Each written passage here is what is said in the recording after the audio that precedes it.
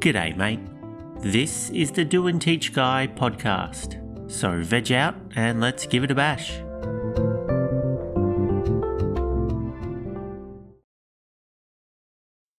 This is episode 29, and today we are talking about giants in the Bible after the flood, and a few other things surrounding the topic. In my episode on Noah's flood, I talked about where the giants came from, but I will summarize it for you again to jog your memory. Pre-flood giants. Genesis 6 verses 1 to 4. Now it came to pass, when men began to multiply on the face of the earth, and daughters were born to them, that the sons of God saw the daughters of men, that they were beautiful, and they took wives for themselves, of all whom they chose. And the Lord said, My spirit shall not strive with man forever, for he is indeed flesh, yet his days shall be 120 years.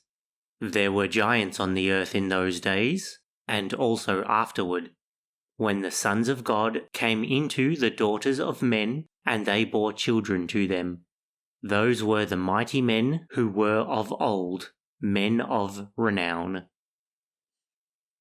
So, fallen angels came down to earth, or more accurately, they physically manifested into a form that was solid and contained DNA. Well, they didn't really come down either, because they were already down here. This earth is their home and their prison, because they were kicked out of heaven at the rebellion, which in my opinion was just after Adam and Eve were half tricked into sinning.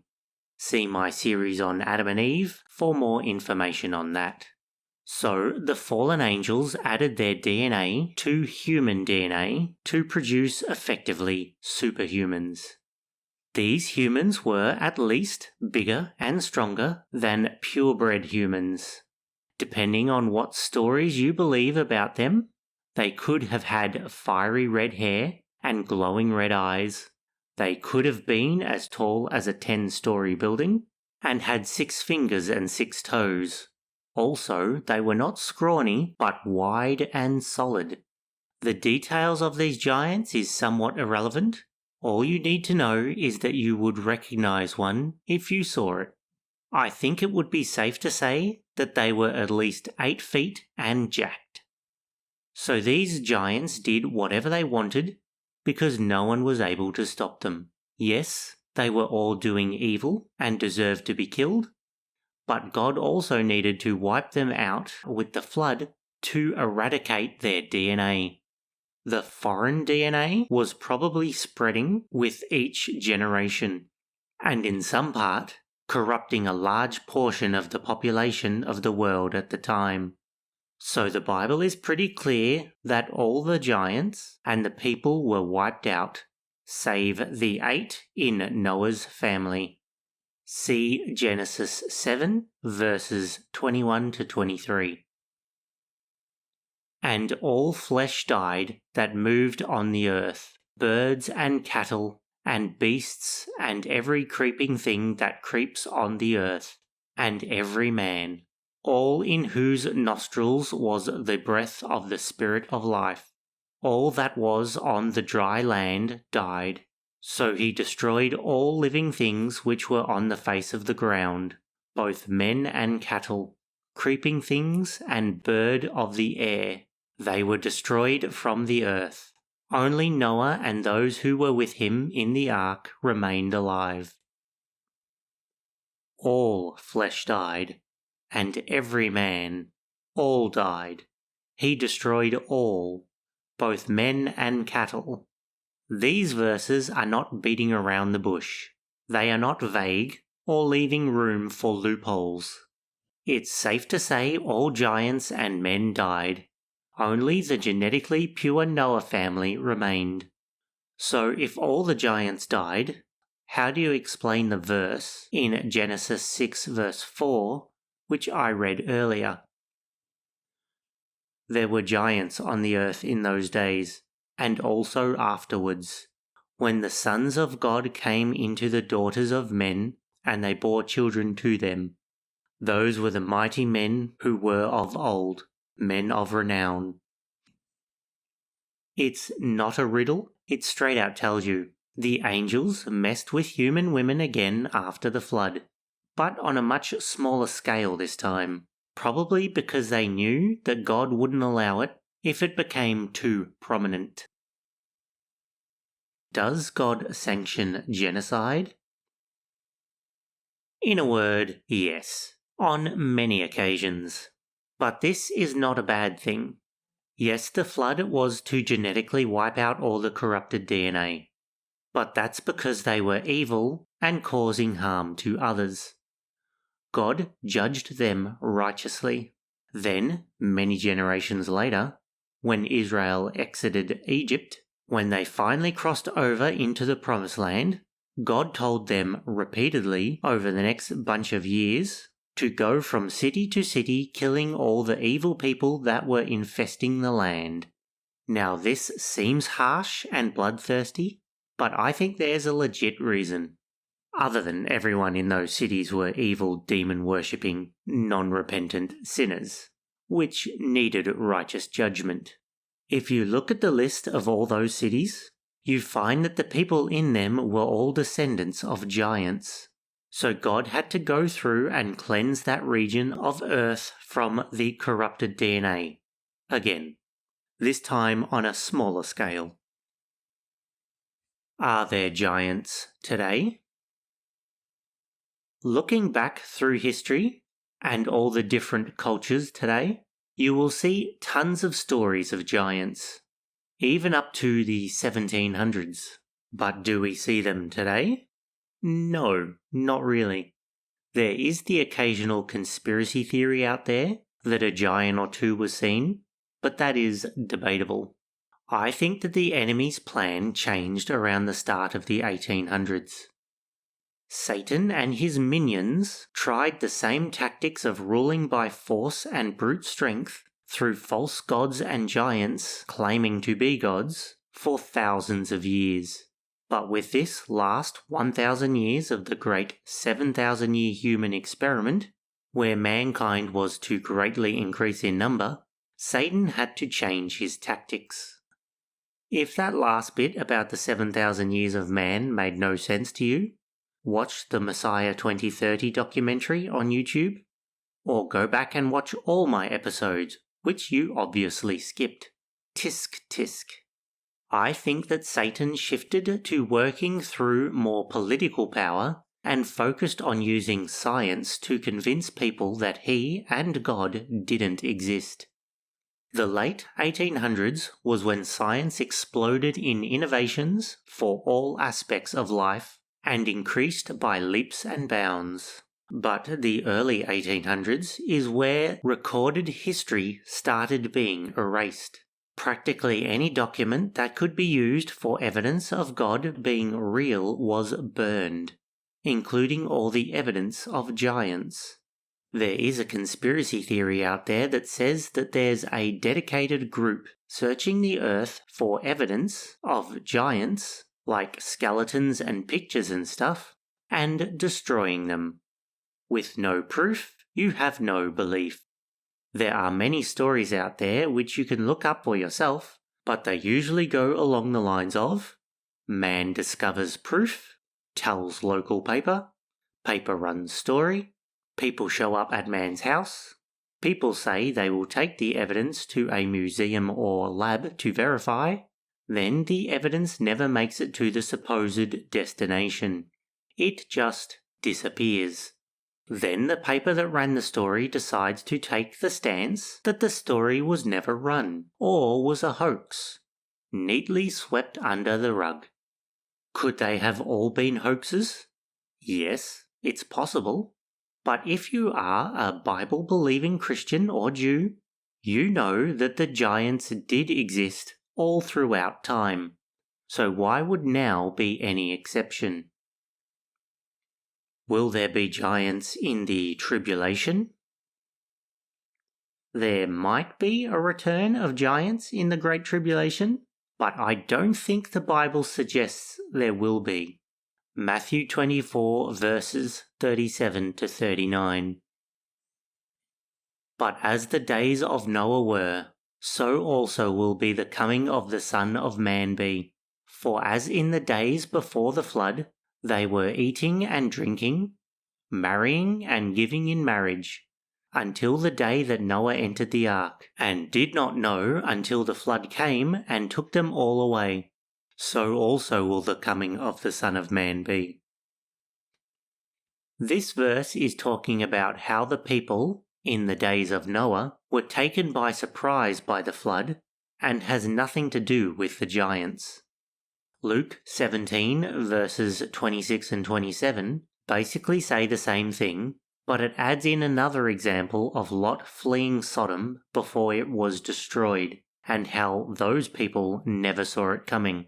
If there are to be giants in the tribulation, I'd say that they will be pitched as aliens and not humans. I have an undeveloped theory that says aliens may appear in the Great Tribulation, claiming they made mankind as an alternative to God making us, but that theory might show up in another episode if I ever finish thinking it through. Giant unclean spirits theory. Back in the old days, of about 10 years ago, I came across the theory that the unclean spirits that were around possessing people in the New Testament and today were actually the souls and spirits of the dead giant hybrids. Since that theory sounded really cool, I jumped on it and believed it. Years later, I actually thought about it, and a lot of it just didn't add up. For those not familiar with the idea, the theory says that when a giant, human-demon hybrid died, their bodiless spirit started roaming the earth looking to possess other bodies, oppress people in general, and continue to do whatever they wanted. The New Testament does have many different terms for the enemy's minions, like demons, unclean spirits, principalities and powers, etc. While I agree that they are talking about different ranks or classes inside Satan's kingdom, I don't think that it can be assumed that the dead giants are part of it. My theory is that God gives a person a soul and spirit at conception, and God is the only one who can create human soul spirits. All human soul spirits are effectively the same in nature. Yes, they are unique in how they live and their personalities and stuff, but essentially they are the same. They are created, stuck in a body, live until they die, some longer than others, then are sent into unconscious storage with God until resurrected in a new body for either the millennium or judgment. Giants are very different physically, because they might have a triple helix DNA structure instead of a double helix regular version. But that doesn't change their soul spirit. That is still given by God like any other person. I think that all angels were created in one hit on the fourth day of creation, 2 24-hour periods before Adam and Eve. See my Adam and Eve series for more information on that. So there is only a certain amount of them, and no way to increase their numbers. The angels, or fallen angels, don't have the power to make people's soul spirits with the ability to exist without bodies. Sure, they can assist a person to separate from their body for a short while in astral projection, but that takes up the time of the demon as well as the person, so it's not increasing their numbers any. Another aspect of this is, if a half-human, half-demon giant had a son with a human, are they then 3/4 human and 1/4 demon? Then their kids would be octoroons at 1/8 demon. If the half-half version can exist as roaming spirits, can their kids do the same? How watered down does your DNA have to be before you stop gaining this superpower of extra bodiless existence? it doesn't make much logical sense. What if a giant was good? What if the soul spirit in that giant was not giving in to the corrupting power to do evil and followed God? Would they be forced to roam the earth as a spirit? There are just too many illogical problems for this theory to hold water. Why were the giants evil? This brings me to the question of why do most, if not all, giants turn out to be evil monsters that crush, kill, and destroy? Well, the Bible really only talks about the bad giants that got in the way of God's people. It didn't really have a need to mention giants that followed God, or female giants, if there were any at all, that is. Just because one or both of your parents were evil doesn't mean your DNA forces you to be evil. Each person has a choice to do good or not, to follow God or not. Having evil parents makes it likely that you will be evil because you were brought up that way. But at any point, you can think for yourself and turn to God. Giants had one more extra incentive to be evil though. You know the saying, power corrupts, and absolute power corrupts absolutely? Well, giants had a lot of power. Human nature has a tendency to do something evil if they can, especially if they know they can get away with it. Here is a serious question to ask yourself.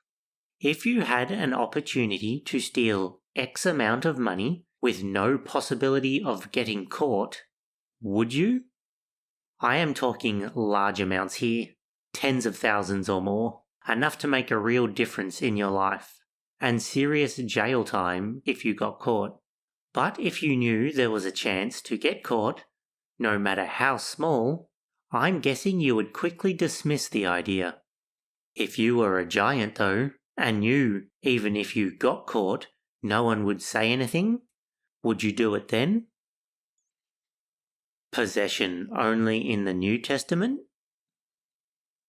You probably noticed that there is a lot of people in the New Testament that get possessed and delivered. However, the Old Testament never really mentions this happening. Why is this?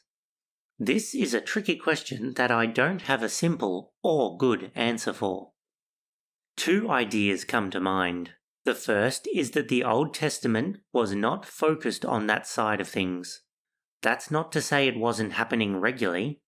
I mean, there were a lot of messed up bad guys in the Old Testament. I wouldn't be surprised if they were possessed. But the narrative wasn't focused on that side of things. The other idea is that when Jesus came on the scene, the demons went into panic mode and became much more active in messing with people. I wouldn't even be surprised if God suggested the demons possess more people, just so God's power will have more of an impact and shine brighter. Conclusion. Yes, giants were around after the flood, but no, they didn't survive the flood. Yes, there could be giants today, but seeing giants now would only prove the Bible is real and God exists, which is not the current narrative Satan is going for. And no, dead giant spirits are not roaming the earth looking for bodies to possess. Demons are, but not dead giants. But that is a story for another episode.